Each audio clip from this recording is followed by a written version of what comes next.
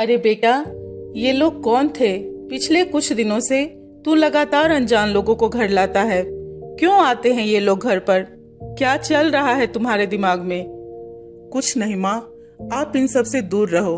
भजन कीर्तन करने की उम्र है आपकी, वही करो, फालतू के कामों में ध्यान मत दो। इतना बोलकर वरुण वहाँ से चला गया। लेकिन सुनैना जी का मन बेचैन हो रहा था। वरुण पिछले 2 महीनों से कई लोगों को घर ला चुका था। सुनैना जी को कई बार लगा कि वरुण शायद मकान बेचना चाहता है, लेकिन उन्हें अपनी परवरिश पर पूरा भरोसा था। उनका दिल कहता था कि अगर ऐसी कोई बात होती तो वरुण उन्हें जरूर बताता, और बस यही सोचकर वो अपने बेचैन मन को दिलासा दे देती थी। लेकिन आज उनका मन शांत होने का नाम ही नहीं ले रहा था। वो अपनी बहू के कमरे में गई। सीमा, ये सब क्या चल रहा है? वरुण कुछ बताता क्यों नहीं? और तुम भी कुछ नहीं बोलती। हर दूसरे दिन कोई न कोई घर देखने आता है। कहीं तुम लोग इस घर को बेचना तो नहीं चाहते?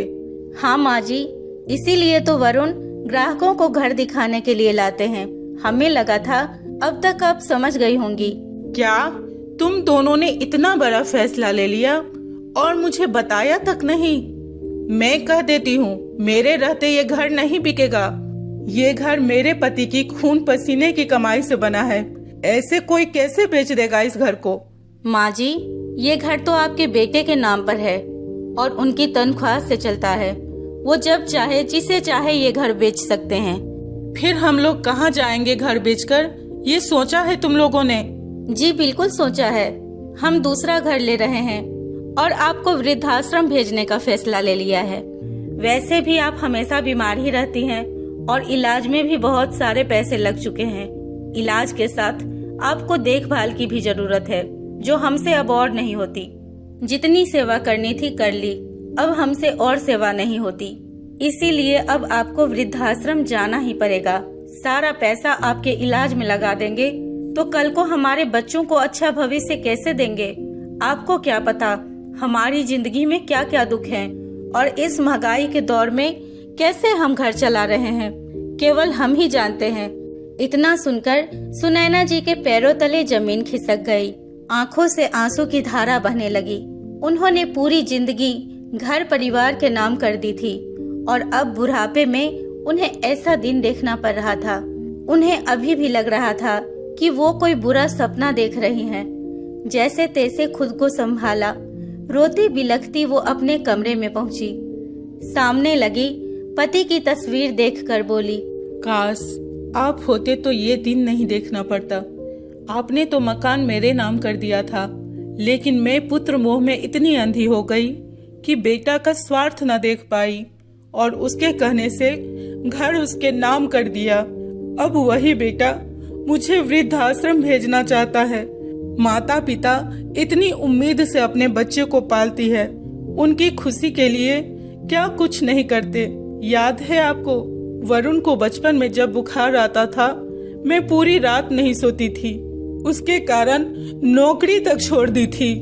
उसकी एक आवाज पर दौड़ी चली आती थी। पूरी जिंदगी उसके नाम कर दी, लेकिन मुझे उसके बदले में क्या मिला? रोते बिलखते कब उनकी आंख लग गई पता ही नहीं चला। सपने में उन्हें उनके पति जगमोहन जी दिखाई दिए। देखो सुनैना, पहले भी तुमसे कहता था, पुत्र मोह में अंधी मत बनो। आज भी यही कहूँगा। ये घर तुम्हारा है और तुम्हें इस घर से कोई निकाल नहीं सकता। रही बात तुम्हारे निजी खर्चों की, तो तुम घर किराए पर लगाकर अपना गुजारा कर सकती हो। लेकिन वरुण तो ये घर बेच रहा है। अगर ये घर बिक जाएगा तो मैं क्या करूंगी? और बच्चे तो मेरी सुनते ही नहीं। अब तो घर भी वरुण के नाम है। कानूनन वो ही इस घर का मालिक है। तो तुम भी कानून की मदद लो। तुम पुलिस को कॉल करो और बोलो कि बहू बेटे ने गलत तरीके से घर अपने नाम करवा लिया है और अब ये लोग घर बेचना चाहते हैं। ये घर बिकना नहीं चाहिए। इसमें मेरे जीवन भर की कमाई लगी है सुनैना। इतना बोलकर जगमोहन जी आलोप हो गए। सुनिए सुनिए, रुकिए, कहाँ गए आप? सुनैना जी सपने में इतनी जोर से चिल्लाई कि उनकी नींद ही टूट गई। वो उठी और उन्होंने अपने आप को संभाला। तभी कमरे में वरुण आया और सुनैना जी से कहने लगा, माँ, सीमा ने जब आपको सब कुछ बता ही दिया है तो आप अपना सामान बांध लो। कल आपको जाना है। आप फिक्र मत करो, हम आपसे मिलने आते रहेंगे। एक बार के लिए तो सुनैना जी अपने बेटे को बस देखती ही रह गई। यकीन नहीं हो रहा था कि कल तक जो वरुण उनके आगे पीछे घूमता रहता था और कहता था, माँ तू ही मेरी दुनिया हो, वही वरुण आज उन्हें वृद्धाश्रम भेजना चाहता है। अंदर ही अंदर वो टूटती जा रही थी।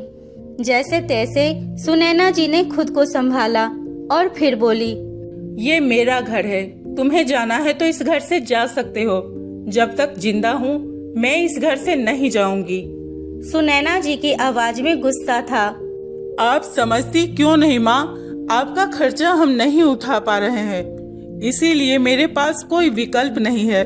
आपको जाना ही पड़ेगा और आपको वहाँ आपकी उम्र के बहुत सारे लोग मिल जाएंगे। आपको अच्छा लगेगा वहाँ जाकर। मैं कहीं नहीं जाऊंगी, समझा? ये घर मेरा है। तभी वरुण के फोन की घंटी बजी और वो फोन पर बात करता हुआ कमरे से बाहर निकल गया। इसके बाद सुनैना जी ने पुलिस स्टेशन फोन लगाया और सारी बात बता दी। कुछ ही देर में पुलिस वहां आ गई। पुलिस को घर में देख वरुण और सीमा दोनों डर गए और माँ के चरणों में गिरकर माफी मांगने लगे। बेटा, माफी गलती के लिए मिलती है, गुनाह के लिए नहीं। जिस माँ ने तुम्हें जन्म दिया, पाला पोसा, तुमने उसी के साथ धोखा करने की कोशिश की, तुम्हें माफी नहीं मिलेगी। पुलिस वरुण को ले जाने लगी। सीमा ने सास को समझाने की कोशिश की और उनसे पुलिस कंप्लेन वापस लेने की गुजारिश की, तो सुनैना जी घर अपने नाम करवाने की शर्त पर अड़ गई। कैसी माँ हैं आप? अपने ही बच्चे की दुश्मन बनी हुई हैं। क्या करेंगी इस घर का जब बच्चे ही नहीं रहेंगे? तुम ये बड़ी बड़ी बातें ना करो बहू, तुम्हारे मुंह से शोभा नहीं देती। मैं तो दया और त्याग की मूर्ति थी, लेकिन तुम ही लोगों ने मेरे अंदर की ज्वाला को जगा दिया। और क्या कहा था तुमने कि तुम्हारे जीवन में बहुत बड़े बड़े दुख हैं? हम सबकी लाइफ में कोई न कोई दुख तो होता ही है, लेकिन उसका ये मतलब नहीं कि दुख कम करने के लिए अपने बूढ़े माता पिता को घर से निकाल दिया जाए। इतना सुनकर सीमा को सांप सूंघ गया। सुनैना जी ने बेटे से बात कर अपने नाम घर करवा लिया और दर्ज की हुई कार्रवाई पुलिस कंप्लेन वापस ले ली। वरुण अपने आप से नजरें नहीं मिला पा रहा था। उसे अपने किए पर पछतावा था। उसने माँ के चरणों में गिरकर माफी मांग ली। माँ का नाजुक दिल औलाद को रोता देख नरम पड़ गया और उन्होंने बेटे को माफ कर दिया।